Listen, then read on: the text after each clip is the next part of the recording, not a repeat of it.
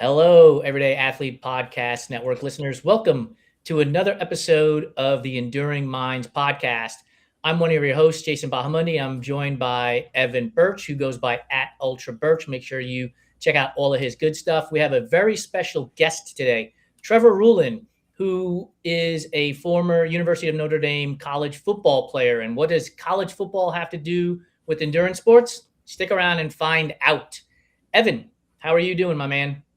Waiting for another snowstorm, Jason. Waiting Are for you another kidding snow. me? Yeah. I can't even talk about it anymore. I'm done. Let's just say I'm done. I'm done with the snow. We're recording this in mid-April for anybody who knows, because this will be published on June 10th. So it's hopefully not snowing on June 10th when they're listening to this episode. We are in New York City, Lori and I. It's going to be 83 degrees here and hot and humid. So we are in essentially the exact opposite weather that you are in. Yeah, it's, you know what, you live in Canada, you gotta embrace it. I'm just really itching to get on some dry trails and to get off of the treadmill for speed work. That's what I'm really dreading right now. So I believe it, dude. Yeah. Anyway, we have a really special guest. Trevor had sent me an email about his story, and 9 times out of 10, and this is not to tell you people to stop pitching us, but 9 times out of 10, they are sales pitches. They want to sell us their book. They want to sell us their protein shake. They want to sell us their vitamin, and it doesn't fit. But for some reason, Trevor's story really grabbed at me because it talked about disordered eating. And I was like, okay, let's figure out how we can piece the two together, disordered eating and college football. Turns out he's an aspiring endurance athlete, and I can't wait to have him on the show to talk about his story and how he's gone from playing college football at one of the premier universities and college football programs to now his endurance sports lifestyle and the things that have gone in between. So without any more rambling from me, let's bring Trevor on and let's have a chat with him. Trevor, how are you? Good. Excited to be here, guys. Thank you so much for the time, and excited to connect all the dots here. And was that sarcasm about a snowstorm, or is that real life? That is real life. We've had about one every week. Literally, I have a snowfall warning on my weather app. So yeah, we're just gonna embrace it. It'll be melted by the end of the day tomorrow, so it'll be fine. Oh gosh, that's typical spring. Next day you'll be walking in shorts and a t-shirt, right? Then you'll be in your winter jacket. But I think I officially put the winter jacket in the closet, and I'm gonna be so stubborn no matter what happens, it ain't coming back out. So Trevor, as you know, this is the Enduring Minds podcast. We like to get into people's journeys, and we want them to be as open and honest and vulnerable as they're willing to be with us, because we find that that's where we get the greatest connection. Mm-hmm. And so we start off every episode with a simple question that is uber complicated all at the same time. And that simple question is, who is Trevor Ruhland? That's a great question. And we'll definitely get into this, but there was a time, if you asked me 10 years ago, it would have been aspiring professional football player, right? And someone who was just trying to get that degree on the back of the wall there. And that was everything for me. When that went away, it took me a long time to figure out who I am. But that transition and that journey has led me to a place where I finally feel comfortable in embracing the small things in life and trying to find joy in my day job of picking up the phone and cold calling people or making dinner for my wife when she comes on home. So I think that question is incredibly challenging, but I think it's always a work in progress. But someone who has dealt me, it's weird speaking in the third person, but Trevor is someone who is trying to find joy in little things in life and trying to stay competitive in everything. As someone who was an athlete their whole life, I still love to compete. So finding little wins and little joys in life is something that I pride myself on, and someone who I'm becoming. Yeah, those small things it's so easy to overlook them sometimes when your one thing is the thing. And I think that's the main thing that I heard right from the beginning is football was everything. Like football was your identity. Trevor was football. Football was Trevor. And that singular focus is such a hard thing to, I guess, overcome when that thing is no longer the thing. So How do you navigate a transition from aspiring professional football player to I am now Trevor, like a normal everyday person? Yeah, it wasn't easy. And I guess the short and cliche answer would be relying on people that love and care for me. But I think the journey went from my first few years in college coming in, everybody was we allowed to cuss at all, little cuss words. Yes. Absolutely. Everybody in high school is kind of like the badass of their area. You're bigger, faster, and stronger than everybody. And you go to college and you get humbled real quick. You're playing with other athletes that are just as good and way better than you. And there was a long time there where the goal was the NFL. At the end of my career, getting so beat up and all the injuries I sustained, it transitioned into more of, okay, I know the NFL isn't really there. So let me just try to enjoy this. So probably my last year and a half, 2 years of college, yeah, I was solely focused on trying to win a national championship and trying to graduate. But I was also consumed with the college lifestyle, going to hang with the guys, drinking beers, partying, going to class, all those different things. I was really sunk into that was my world. I was in my bubble. And that transition was challenging. And getting back to the actual question is, how did I make that transition? There was a long time I had no idea how to do that. There was a lot of time where I was searching for a job, and, I am a goal setter. That's something I've always wanted to do. So always trying to set more goals has been something that's been effective for me. Cause like I said at the beginning, is I like to compete. It's what I do. I don't think there's any way in life to go about without trying to be the best. So setting realistic goals that I can get to has helped me. My wife and I, where I'm sitting now, just bought a brand new home. This was a goal of ours for a long time. So check that one off the box. And, now I got to go back to the drawing board and set another realistic goal. And it's something that's probably built into all of us here, but I'll work day and night and scratch and claw to try to get to those goals. And that's kind of the way I've transitioned, is just set realistic small goals for myself to achieve to. And so you gave me like 17 questions in that answer. Like my first thought process was, in order to get to the level of playing at the University of Notre Dame, you've got to be successful starting at Pee Wee, so that they can keep moving you up, right? So that you can keep playing and be a starter and have these aspirations to even play in the NFL. So you're going through all of these levels of success. And then one day you realize that the NFL is not for you and success is changing. How did you cope with this idea of being successful to now all of a sudden trying to find a job? And we all know how difficult it can be to find jobs. You send resumes out into the ethos, nobody ever responds. And so you've been building this successful aura of Trevor Ruhland that now I imagine, you can please correct me if I'm wrong, that the bubble gets popped, that the NFL isn't a thing. And now the job market is so hard to get into, and you've got to be questioning yourself. Am I correct in that assumption? Yeah, absolutely. And I won't be a guy who gets on here and makes excuses, but when I finished school, my whole goal was I kind of had a job lined up, or at least, there's inklings of jobs and people like, hey, Trevor, would love to have an interview with you. And there was a lot of lines in the water there. And I moved back home, which was always the goal. And then COVID hit. And I won't use that as an excuse, but a lot of those jobs, they're like, whoa, not now. Story oldest time when we all dealt with that. But there was a lot of time where I was sitting in my parents' basement, hey, what the heck am I doing? I went from, playing college football and competing with the smartest kids in the world and going out to the bars at night and, I'll be as humble as possible, but oh, shoot, you play football at Notre Dame. Yeah, come on into the bar. Here's your drinks for free. All those things, to sitting at home in parents' basement, twiddling my fingers. What the heck am I? Who am I? Circling back around to the first question. There's a lot of times where I was questioning my identity and what I wanted to do in life. And this was the first time I've ever dealt with anxiety and, self-doubt. Yeah. That question of now what is, my parallel, Jason knows my story.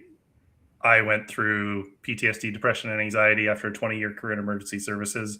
And that now what question is, I guess now we're sitting 4 years. I still have that question 4 years after basically having to give up my career. So I mean, that's my parallel to it. And I imagine, again, being in football for basically probably since you were little, I'm assuming.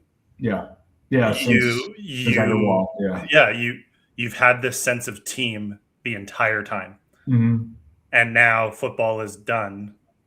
And for me, it's like mine was soccer. Soccer was everything for me. I played it up until I was 30. And then I decided to go and, play an individual sport. But you didn't really, from what I gather, you didn't really have a plan of like what you were going to do after football. So what's it like to give up that team dynamic and that team cohesion to then, like, again, go into real life, and yes, you're going to look for a job and you're hoping you're going to find that team again. Yeah. So what was it like not having that? Yeah. I mean, you could relate playing soccer that long. You miss the brotherhood. You miss the bond. Listen to anybody who ever played a team sport.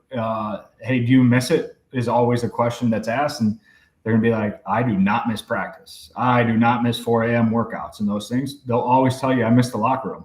And yeah, that rings true. They still got group chats with all the guys, and we're all sending in old pictures, hey, here's a memory from 8 years ago today. Or do you remember when XYZ knucklehead did that? Like, those are the stories you'll always live, but it won't ever be the same. And it's cool still seeing guys when we're back together for people's weddings and things like that, but it won't be the same. And the brotherhood can't be replaced, and the team can't be replaced.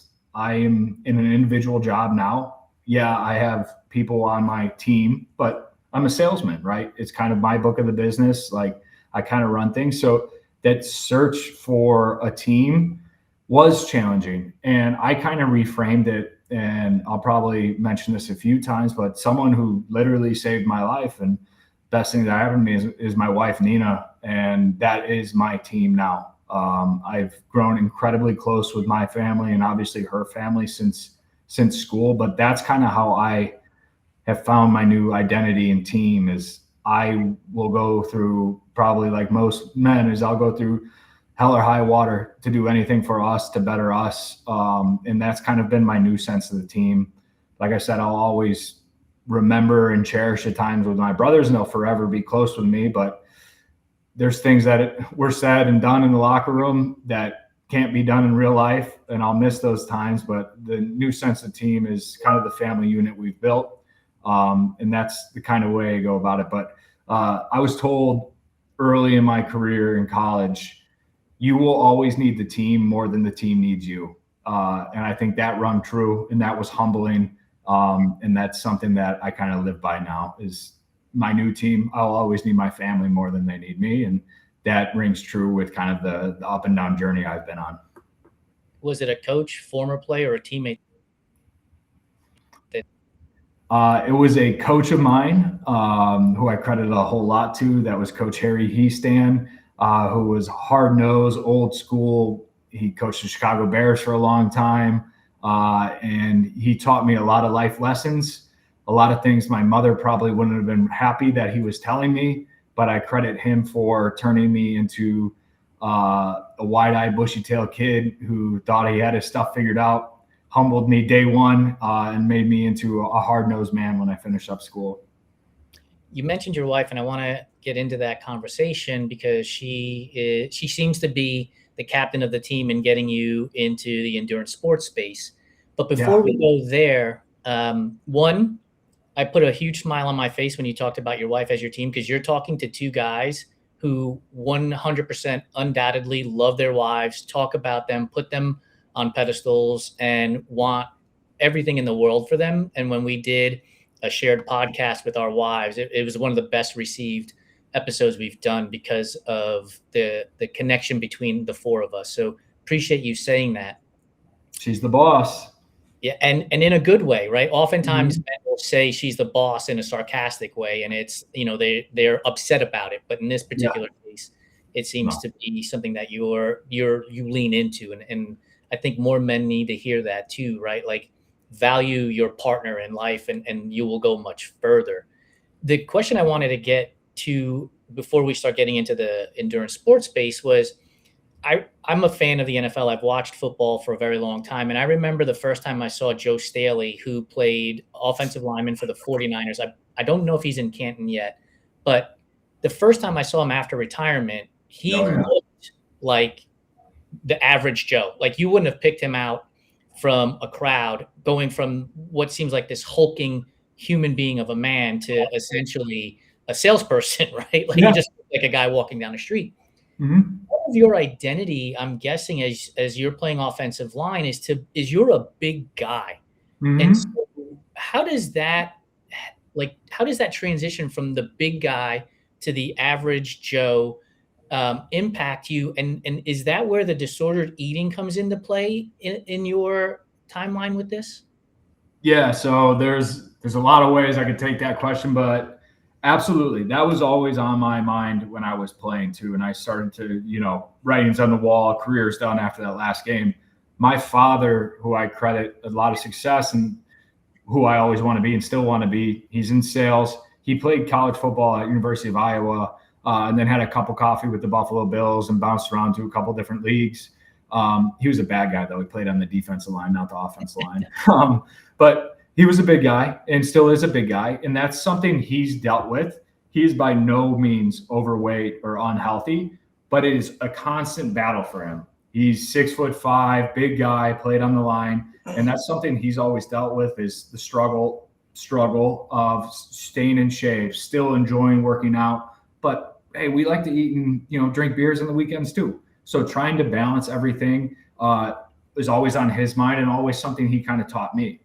I never wanted to be the guy where I showed up at a reunion or a few years down the road, like we were saying, all the examples of former NFL linemen. I didn't want to be the guy like, oh yeah, Trevor definitely played offensive line, right? I didn't want to be that guy. I wanted to be the one who, did you play tight end or receiver? Those kind of things. That was kind of the goal. And the transition from college into the quote unquote real world was going from eating 6 times a day, where all the meals were provided for me, where it was whatever protein you wanted, salmon bowls after practice, and, fried rice and steak and veggies, and literally all the best eating. One of the best times of my life was all the training tables we got. Eat that after practice. And then, I'm going to go get a little Caesar's pizza as well, or a Chipotle bowl, whatever it might be. I could eat whatever I wanted. We were working out so hard, and I had to be 310 pounds, 305 pounds to be able to play that position effectively.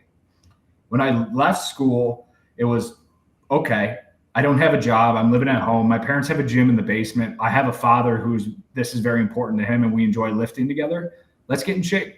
And it started with just eating healthy and jogging on the treadmill a little bit. And holy shit, I was able to run a mile on the treadmill.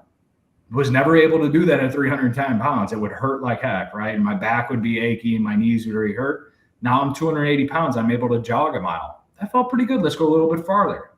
All right, now I'm lifting a little bit. I get a little vein in my bicep. Wow, that's awesome. Do you think I could potentially get abs down the road?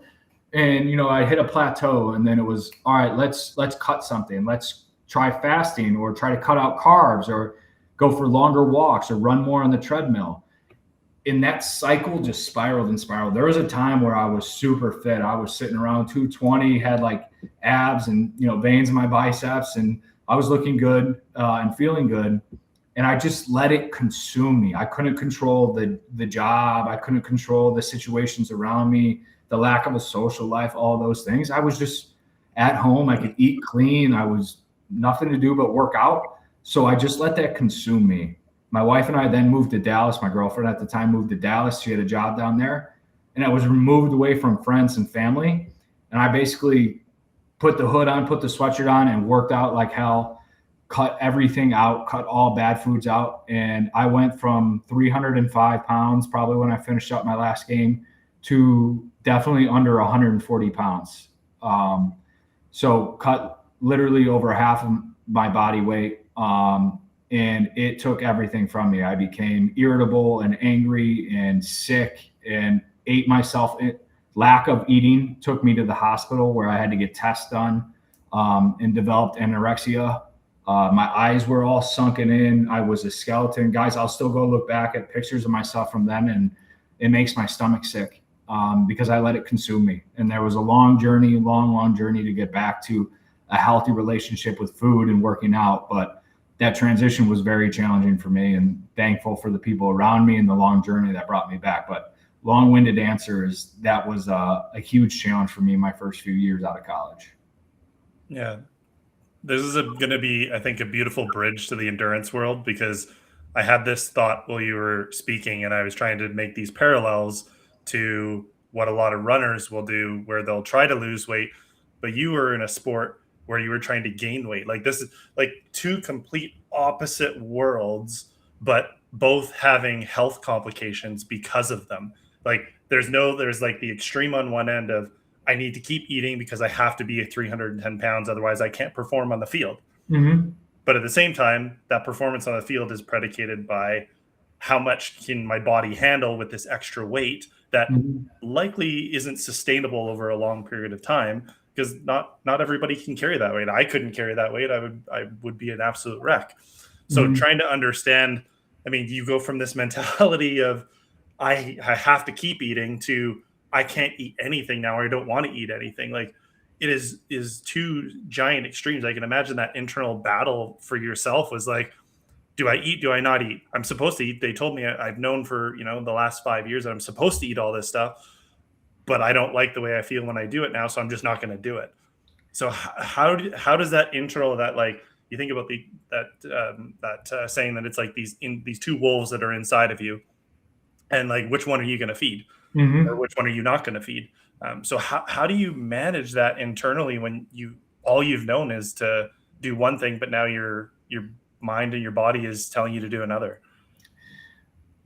I don't have the answer to that. And it's something I still struggle with. Not struggle with, but it's still on my mind. And I think, like, overcoming an eating disorder is great. Like, I'm healthy and happy now, but it's still on my mind, right? I still deal with it. I still sometimes have the thoughts like, I shouldn't have any cake after Easter dinner. Like, I ate plenty, but I'm with family and friends, enjoying myself a little bit. So it's cliche, but it is literally all about trying to find that balance. And I went from the mindset of cram myself with as much food as possible. And it was great at the time. Looking back, it was probably a little disgusting and overdone. But at the time, I was a college kid, and it's like, yeah, I can go eat whatever I want and burn it off the next day at practice, to starving myself literally every single day, to now having the balance of trying to view food as fuel, where, hey, I want to be able to go jog or take the dog for a walk or go bike or go to the gym and lift weights, do the things I still love to do because I'm incredibly active. So now looking at food as a fuel, but then also as a reward, because I love to eat. I think it's one of the best joys in life. So looking at it as necessary to fuel the things I like to do, to fuel my day job, to fuel walking my dog at lunch, to also enjoying myself on the weekends and taking part in, hey, I deserve a few beers or, some burgers off the grill, those kind of things. So just trying to view everything in a more holistic and balanced view. As a person who didn't realize they had a disordered eating problem until my wife pointed it out, I can recognize in certain words that you have used in that answer that I know I use. Like, we try to say I don't struggle with it anymore, but the reality is we do. There are moments when we sit there and we're like, should I be eating this? Should I not be eating this? I just raced the Oakland Marathon at the end of March. And while I was carb loading before the event, I was looking at the food that was in front of me, and I was like, I know I need to eat this to perform well. Simultaneously, my brain was like, but Jason, lighter is faster, right? Like, lighter is faster. And that was always the mentality I had when I was in triathlon, was lighter is faster. In those moments, and you talked about Easter and I'm going to eat with my family, and I'm going to have the cake. But in those moments when it's happening, do you take a moment to pause and say to yourself, this is the life I'm living today, and that piece of cake is going to do nothing more than make me smile and laugh and have a wonderful time with my family in front of me, as opposed to it's going to add ounces to my body, which is, so then when I go to train for this upcoming marathon is going to be harder. Like, do you just stay in the moment, and how easy or how difficult is it to stay in that moment? I'm glad the last few sentences is what the mindset has been changed to, is when I was struggling and dealing with, my lowest, I was totally removed from my family. And it's something I will regret from the rest of my life, because I feel like I lost a few years of not being as happy and present as I wanted to be. And trying to be present is the way I'm going about things now. In the moment, listening to my body. Hey, when I'm full, I don't need to have the next second slice of cake. But if I'm sitting there and we're laughing and having a good time, I'm going to enjoy myself, because, once again, I hate to use all cliches that come on here, but life is too short. Today's the 1 year anniversary of a close family friend of ours that passed away just out of the blue. And we dealt with a lot of sad and tragedy last year with people passed to us. And I think that's kind of resonated with us too, is, this does go past. Everything is fleeting. So enjoy yourself when you're here. Work your ass off every single second so that you can enjoy those times when you're around the people that matters most. Because just trying to be present is something I lost for a few years and nearly lost everything. So enjoying those moments is important to me. But then again, morning after Easter, I'm up early, up before the sun's out, and I'm at the gym not trying to burn it off. I don't view it like that, but just trying to get back into my routine and trying to compete against myself in the gym. I want to come back to your wife, Nina, because I would imagine that, just like we tell people on the show, that you're not meant to do any of this stuff alone. Having somebody that can create a supportive, safe space to allow you to go through this and for them to sit with you in it, and to understand that they know that you're working through it and you're doing your best. Like, what does it mean to have your team, your wife, your family that you've now, moved back to and are closer with? Like, what does it truly mean to have those people behind you? Because I don't think a lot of people lean into that enough to understand that those people are there. So what does that mean to you? Yeah, I think she literally saved my life, and will be incredibly thankful for her. I think something that was eye-opening is when I finally, I guess, stopped lying to myself and people around me and admitted I had a problem. The amount of support that my family and friends showed me was really eye-opening. I once thought about having, this disorder as weakness. No, I'm the big, tough football player. I don't have any problems.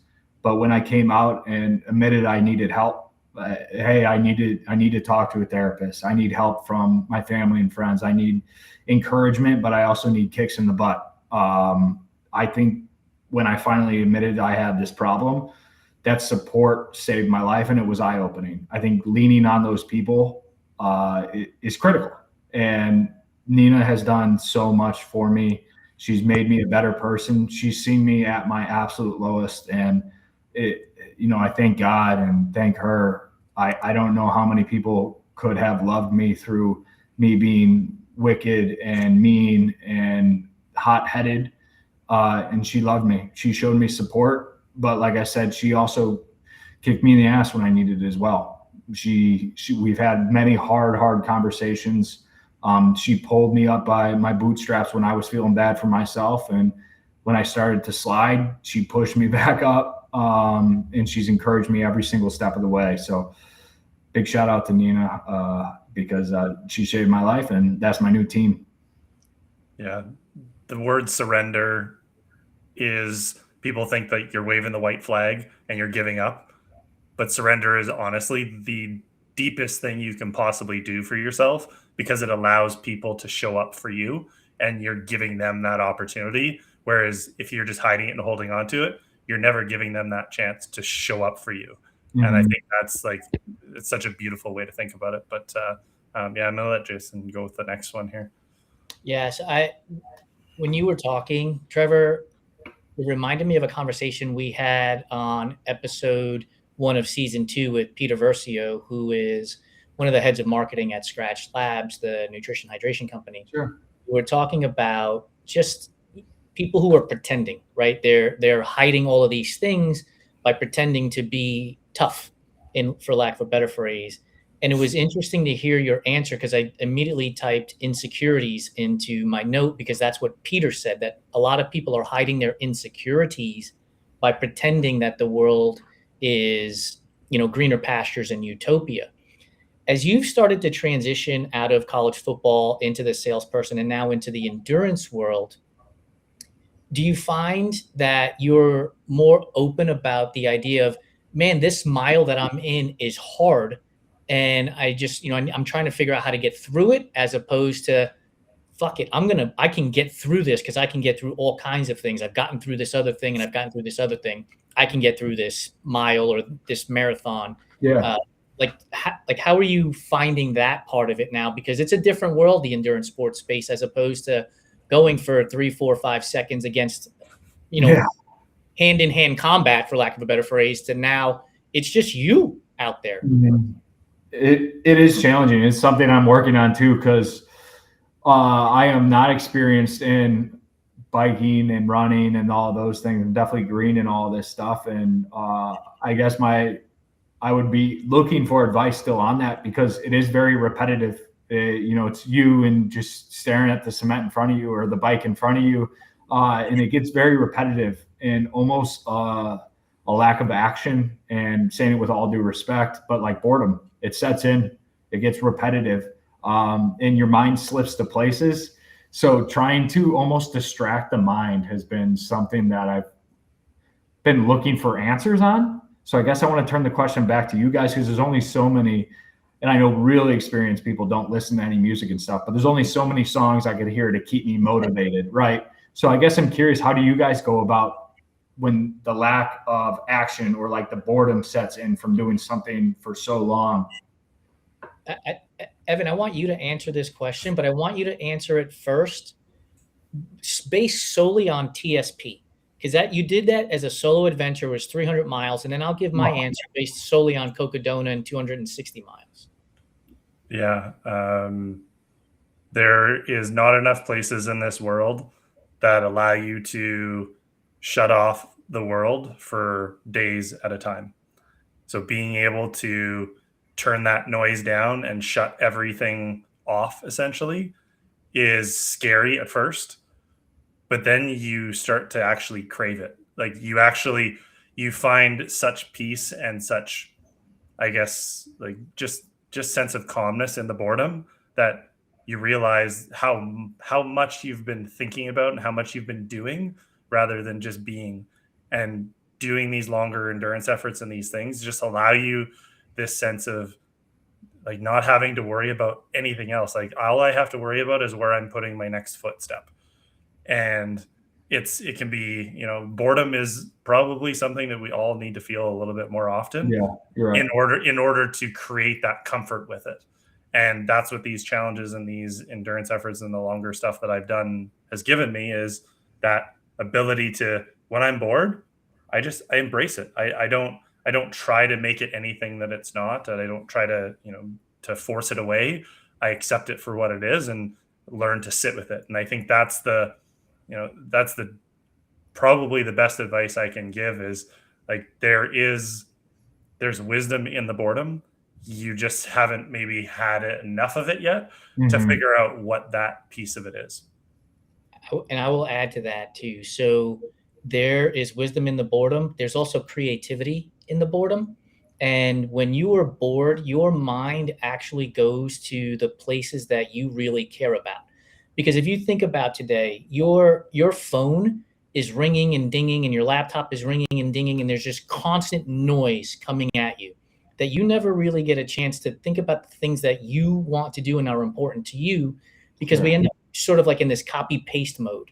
When I raced Cocodona, no music, out there on my own for almost 5 days, 110 hours. And I came to realize, like, when I first started running, I had this goal. I want to finish in 72 hours. And by the time we got to the 50K mark, I was already 17 hours behind. So I was already at 90-hour projected finish.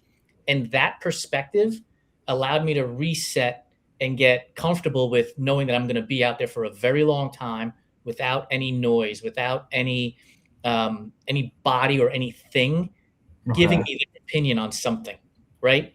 And I've come to embrace that moment where I can now sit there with myself and go through processes. And anybody who has ever listened to the show or listened to me on any of our podcasts, perspective for me is one of the top things that I have gained through endurance sports. And so when you're in those moments, you start to process perspective, right? So if you're running a marathon and you are going to finish in 5 or 6 hours, that perspective is, I've got these 6 hours. They're for me. I can do this for the 6 hours. And then the next time you go out there, maybe it's 5.5 hours. And these are my 5.5 hours, right? And so you gain perspective all along the way that you then take off the course. And I think that is the true beauty of endurance sports, is when you're dealing with a client, because I'm in sales too, and they don't call you back, they don't email you back, and right, you get antsy, right? You get antsy, you get angry, and you're like, or they say no, and you're like, why aren't they saying yes? Like, this is the perfect solution to their problem. Well, think about it. When you're out there on a run, you have a certain amount of calories that you're taking in to get you through the run, but it's not helping. So you have to pivot, and you learn to pivot. And now in sales, when that client tells you no, you have to learn to pivot and present a different solution. And that's where being bored comes into play, because you start replaying those conversations in your head and you're like, oh, I should have said this. I could have said that. You learn to go forward. So would you guys say becoming and being long distance runners and distance athletes, would you say that's made you more patient in your day-to-day life as well? Yeah. And I'll say nobody chooses this from the beginning. Yeah. Like, there's very few people that go like, oh, I'm gonna start running and let's go run 250 miles. It is, like Jason says, it's that process. It's that finding who you're becoming through it is more important than the actual like medal at the end of it, the outcome at the end of it. Like I now focus more on how I want to show up at the start line versus how I'm going to feel during it, because I know that I'm going to feel like crap at some point during it. I'm going to feel really good. I'm going to feel like crap, and I'm going to feel good again. And it's going to go through this cycle. And it's this idea that like running is 1,000 yes or no questions all at the same time. Yeah. And it is like the ultimate, like people talk about learning critical thinking. If you want to learn how to critically think and problem solve, go run an ultra. Even if it's like, you don't know if you're going to finish it, like you will find things out about yourself that you didn't even know. And I'll argue that when you're talking about the team and the people and the things that are with you, people get to see you at your absolute lowest point, because you are like sleep deprived, you're battered, you're hungry, you're tired. And like all sense of like trying to hide who you are or what's going on disappears, because you can't anymore. You physically cannot hide it anymore. You are like, here, this is who I am, this is what's happening, and I am like giving myself away to this process, and I don't know what's going to happen. And I think that's that's where the patience comes in too. To get back to your question, is like you learn an immense amount of patience, because if I'm 30 kilometers from the next aid station, it's either I sit here, phone it in, and wait 4 hours for an ATV, or I figure it the fuck out.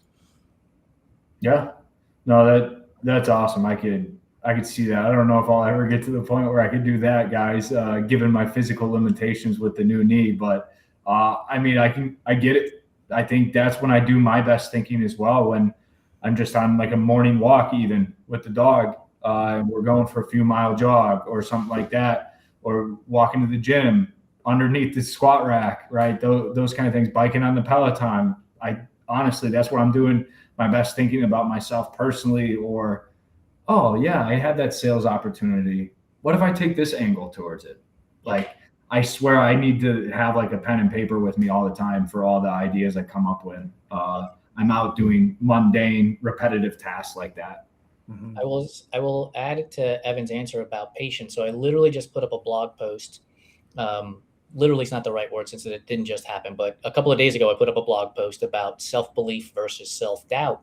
And I've been running this business for 6 years, and there's almost never a day that goes by where my self-belief in this company is low and my self-doubt is high. And as I was writing the blog post, I realized, wait, I've been running a successful business for 6 years. Yeah, that's awesome. And who is defining success, right? Like if I put success on the level of NVIDIA, yeah, no, I'm not successful at all. Yeah. But if I define success on my own terms, then I have been successful for 6 years. And I'm gonna make the parallel to you as an offensive lineman.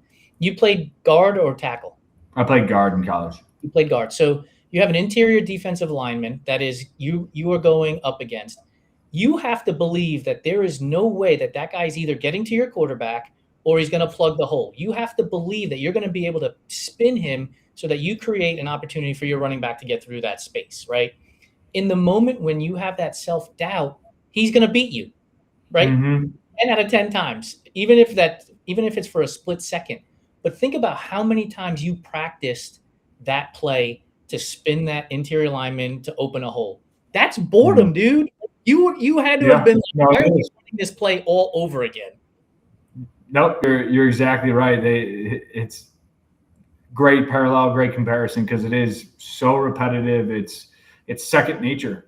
And they want to build you to the point in practice where practice is tougher than the game. And you've seen every look and every blitz and every front and every option that could possibly put in front of you. And you run it until you're running it in your sleep. You could practice it. You could recite it while you're taking a math test or you're out at the bar, right? It's just always in your head. So you're exactly right with that. Welcome to ultra running. I was going to say another addition to that is the injuries that you experienced as a football player and that you had to navigate through, whether that be like missed games, playing injured, shorting your rep counts and only, going in on the big plays, whatever that is, in order to like stay with it. Ultra running is the exact same way. The number of things that happen to you in these endurance sports that you don't know, like, again, how am I going to get to that next aid station? My biggest parallel, I rolled my ankle 10 kilometers into a 200-mile race in June last year. 10 kilometers in, and I thought I was there. I was like, I'm done. I'm 10K in on a 200-mile race. This is stupid. Like, how did this happen? And I had to ask myself, I'm like, okay, like, what can I do? How can I work through this? And that's all it is. It's like we choose these things, no different than you chose football. Like it's chosen suffering. You chose to go back out on those plays, knowing that you were not 100%, that something, maybe somebody's going to go after that knee and it could be all over today. I don't know. Yeah. But you can't go into that play thinking that, because now you're going to hesitate for that like brief moment. And it's no different, me running up a hill. I'm like, oh, going uphill is fine. But as soon as I start going downhill, man, this like is excruciating. So it's like we're all choosing these things actively. And that's why it's like I really don't believe in the word suffering is like this bad thing. I think it's like it's a good thing, because I don't think it's what people believe suffering is. Like, to me, there's two different kinds, right? There's like the good suffering, where it's like you're challenging yourself, you're putting yourself out there to see what you're made of, versus like the suffering that we go through when life throws us a curveball and somebody close to us dies, or all these things. Like, there's different levels of it. But the idea that now you're in this endurance sport world, you got to choose all of those things in football. I would imagine that mindset is creeping into what you're doing now. I mean, I know the physical limitations, but how is that mindset carried through into the endurance world now? I mean, I know your wife is the pusher of marathons, but how has that changed for you to bring that into a different sport and go like, how does this fit? Sure. So I guess, everything you just kind of said echoes into how this even happened, right? And the curiosity into all of this is the physical limitations and everything I went through. Is I think I've had 9 surgeries now, and a lot of them were lower body based on the knee. 2 years ago, I got my knee totally replaced after 4 surgeries on it. I always knew it was a possibility. And when I started to lose weight, knee started to feel better. Weird how when you don't have to carry around an extra 100 pounds, right, the body feels a little bit better, but was still wonky. There was like a big S curve on it. I've had my shoulder replaced, pecs torn, elbows. I got all these wonky fingers, things like that. But the knee was the number one thing. And I started to lose weight, kind of pushed off the knee replacement. And then I was at my brother's bachelor party playing pickleball, right? Ridiculous. And kind of just tweaked it. I'm like, shoot. Normally I'm just like, give it a few days and it'd be all right. Went back home a couple days later, took the dog for a walk, and I got like 2 blocks away from the apartment. And I had to sit down on the side of the street in Chicago. I could not move. The thing just locked up on me. I went in and saw my team doctor back at school, scheduled an appointment within the next few days.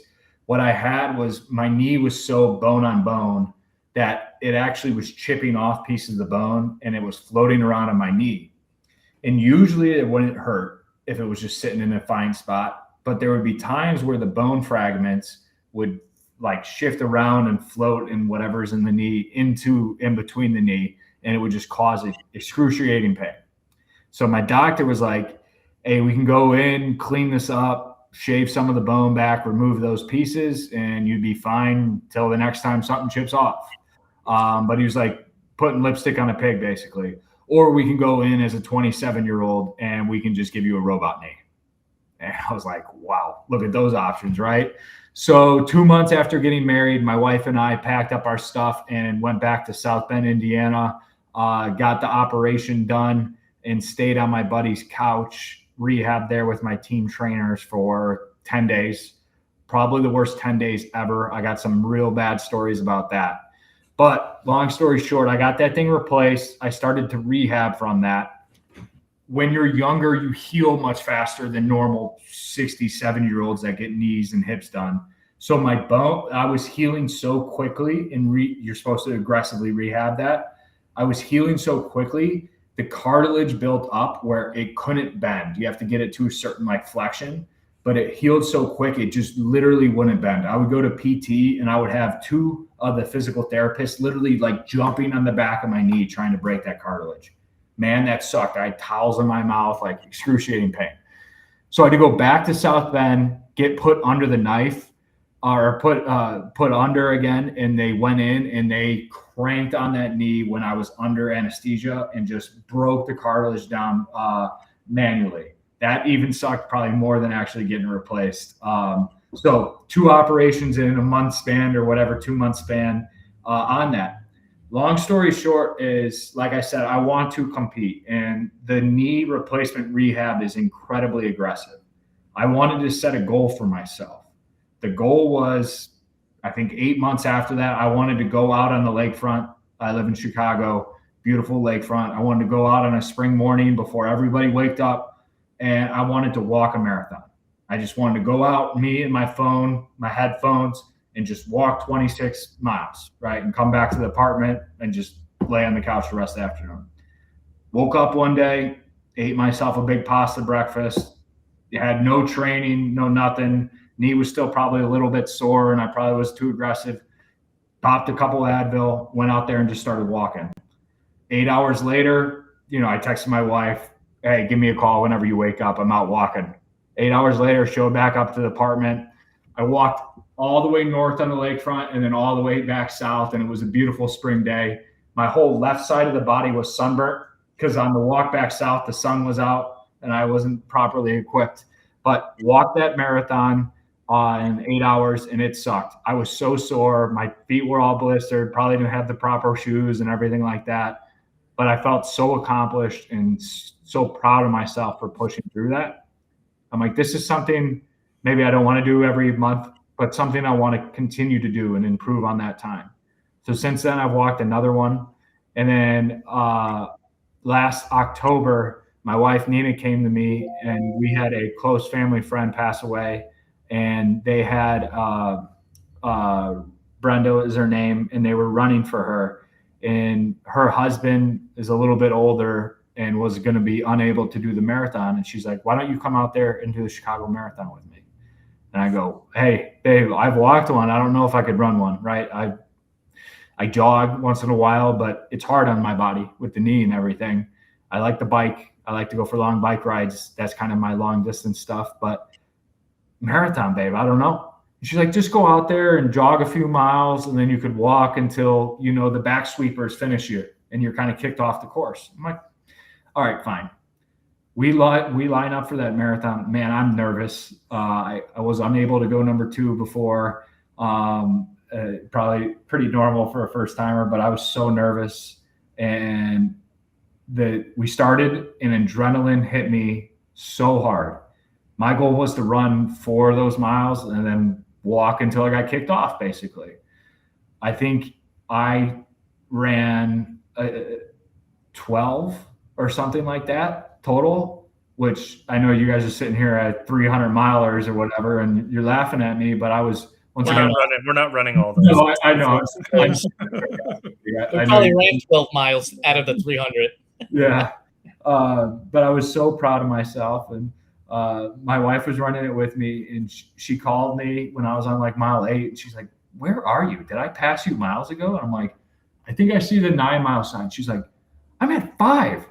How are you already all the way up there?" And eventually I slowed down and she caught up with me. But I was just shocked by how cool it felt. And I felt so bad after it. We had a whole dinner planned with like that whole group. And I got back to our and I was going to shower up and go on over to Maggiano's for a big Italian dinner and some wine. And I walked to Maggiano's and I sat down on the couch there and I'm like, I got to go home. I feel bad. I'm going to die. But that feeling was so cool, guys. So long story short is that's kind of how I got into this curiosity and this joy of challenging myself. And it's something I always want to push forward with. My goal was to just finish the marathon, and I was able to get it at like 6 hours. And yeah, not the greatest time ever, but it was so cool how many people were lining the street, that rush, that adrenaline, that brought me back to my days playing in front of 100,000 people. So I love that. And I know not every run is like that. Not every early morning bike ride or training session is like that. But that was game day for me. And it was such a cool feeling. Our medals are in the room next door. And I was just so proud of us. So it is something we want to explore further. So now Nina goes back and forth. And I was joking with you guys pre-show. She's like, yeah, let's sign up again. Let's do this. Let's do the one in Richmond where we have friends. Let's do XYZ one. Let's go, just go for a jog this way. Or should we get pregnant and have a kid? And I'm like, those are just complete opposite things. But the goal there is there for us to do the Chicago Marathon again this October. I want to put a little bit of perspective on your statement of not the greatest time ever. There are 3 people in the world who can say that. The non-binary world record holder, the male world record holder, and the female world record holder. That's it. There are 3 people that could have that conversation. The rest of us, we're chasing that. So keep that in perspective. Like you did the thing, dude, right? Like you went from walking it at 8 hours to now basically 50-50 walk run at 6 hours. And then the next time it'll be 5.5 hours. And you keep this pursuit up, it'll be 5 hours, but it's your time and it's your finish. And that's the thing that matters more than comparing it to anything else. Like don't dismiss your accomplishments. And I think that's cool, going from a guy who's been a team sport guy the whole time, right? It's clear who won and lost, right? To what's the goal now, and who are you competing against? As I'm competing against pointing at myself in the camera right now, and I love that. And that's been a mentality switch and another transition away from college that has been challenging. But this is another outlet where I can compete and set goals and try to better myself and try to find purpose, and just another part of who I am, like we started off the whole conversation with. Yeah. I can see you smiling the whole time too. And I think like it takes me back to, again, because I've done a lot of these longer endurance efforts and other things. And I just think about that first time I did that, first 60K, and it was an absolute grind. I hated every minute of it. I still haven't gone back to that course. It's literally like our local ultra course. It is brutal. It sucked. And I'm like, I still can't even bring myself to go back there because like I learned so much about myself doing it, which I would imagine is the same thing with this. Like regardless of the time, regardless of the effort, whatever it was, like you get the opportunity to take all those lessons with you. And I think that's the cool part about it, is like, you're not trying to necessarily like be better than the last time.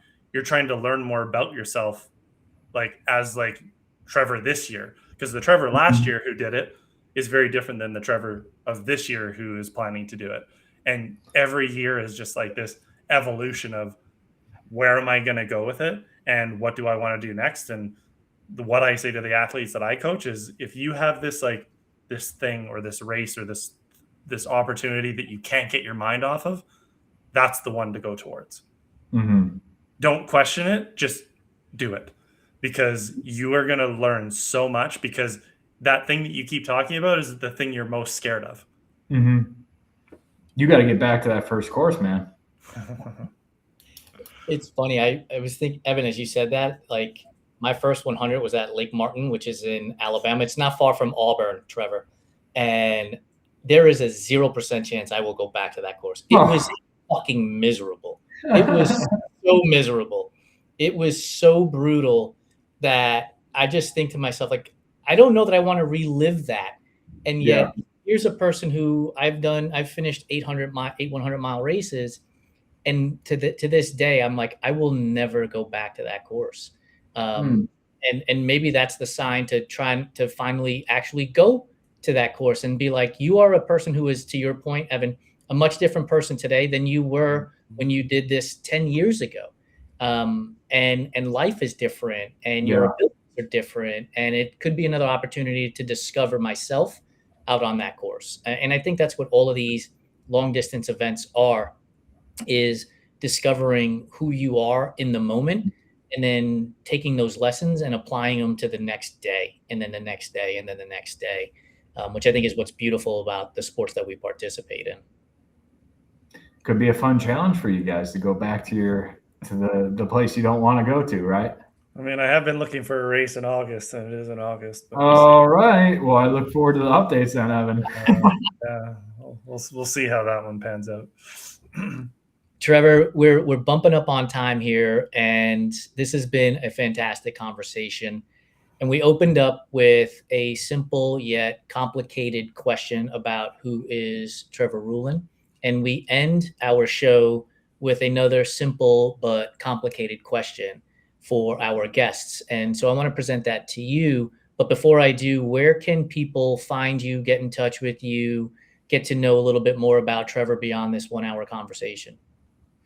Yeah, I get asked that. Like you said, I don't really have anything to plug, don't have a book or anything, but I have written my story out, and that's where all this can be found. If you just Google my name and eating disorder, college football, you'll find it. I pride myself on being a good writer. That's what I did a lot in college as well. So I wrote down some of the struggles and journey I've been through. It's been published for free for people to look at. And then I'm an old soul. You could search me. I'm most active on LinkedIn. So I'm out there. But I got Instagram and Twitter just under my name, Trevor Ruhland. But go out there and check out the story. Even if you haven't struggled with that, I think it'll give you a little peek behind the curtain of what the transition is like for a high-level student athlete into the real world. We'll drop that into the show notes. So the question we ask every guest on the way out is, what have you learned about yourself during this conversation that you'll take into the world once we end the recording? I love the piece about locking in on kind of the mundane and stepping back from the chaotic world. Like, as we've been talking, I'm on my work laptop. I've gotten like 5 emails and like 3 pings on Teams and stuff like that. And yeah, I got to address those. But like you were saying, is being in the moment and being able to step back from how crazy all this is to try to find yourself, to try to do some of that critical thinking. I think that's one of the biggest takeaways. And I think it's one of the things that I enjoy the most. So I think next time I go out there for a bike ride or for a jog, I'm going to take the headphones out, listen to the birds a little bit, and do some thinking on how I want to be a better husband and friend, and how I want to close more business, and how I want to leave a better legacy for myself. So I think that's my biggest takeaway from this conversation, guys. Awesome. I appreciate you. Thanks for joining us, Trevor. It's been a pleasure. I really appreciate it, guys. And this has been awesome. If anybody has any questions or are dealing with any sort of eating disorders and stuff, that's kind of where I'm no expert, but I'd be happy to jump on a quick call with anybody in the audience that would like to connect on that touchy subject. Awesome. Thanks. Have a great one. Thanks, guys. Thanks, Trevor. What a great conversation, dude. We pinged around the world of college football to the world of endurance sports and everything in between. It's the beauty of having conversations with people, because you don't know where they're going to go. So I want to ask you the same question. Like, based on the conversation with Trevor, we've never done this before. What do you take from this conversation out into the real world once we press end recording? Yeah, I think it's that getting back to that understanding of like why am I not going back to that first race that kicked my ass as badly as it did.